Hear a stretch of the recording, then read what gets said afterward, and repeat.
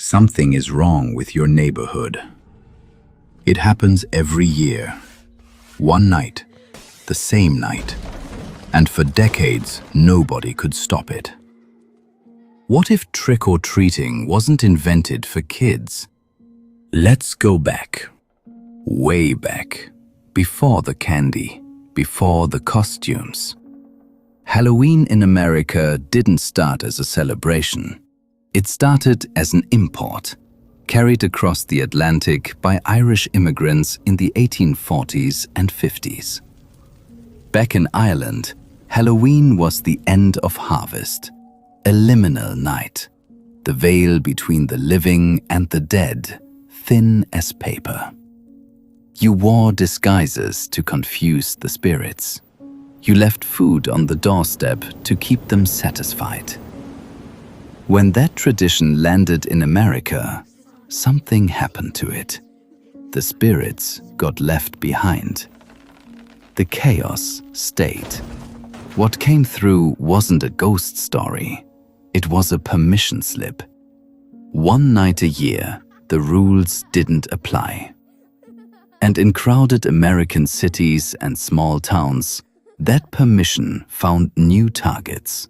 Fences torn down, outhouses tipped, windows soaped beyond cleaning, gates thrown into ponds.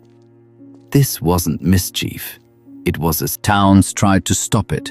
Police increased patrols. Parents were warned. Community leaders gave speeches. It didn't work. By the early 1900s, Halloween vandalism had become a genuine civic crisis. Property damage ran into the hundreds of dollars, real money. Insurance claims spiked every November 1st. The harder authorities pushed, the harder the night pushed back. Then, in 1914, a woman in Hiawatha, Kansas had a different idea. Her name was Elizabeth Krebs. She didn't try to stop the children. She threw them a party. Krebs organized the first documented community-wide Halloween celebration. Games, costumes, events. A structured evening designed to redirect the energy that had been destroying property for generations. It worked. Not because children suddenly became angels, but because she understood something the police didn't. You can't suppress a tradition. You can only give it somewhere better to go. Krebs planted an idea. And through the 1920s and 30s, that idea evolved into something more practical. If organized parties could redirect chaos, what about something simpler? What if individual homeowners could negotiate? What if you could pay the children off? That's exactly what happened. Quietly, in neighborhoods across America, an unwritten contract emerged. Knock on the door, receive something sweet, move on. Leave the fence standing. We gave it a charming name, trick-or-treating. But strip the costume off and look at what's underneath. A homeowner opens their door because if they don't, there are consequences.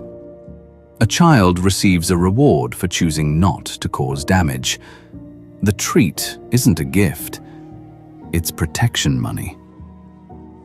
After World War II, America moved to the suburbs, and the suburbs needed Halloween. New neighborhoods, new families, identical houses on identical streets. Trick-or-treating gave neighbors a reason to open their doors, to meet each other, to participate in something shared. And then the companies noticed.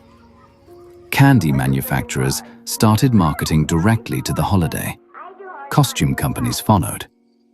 By the 1950s, what had started as a desperate, improvised solution to seasonal vandalism had become a retail event.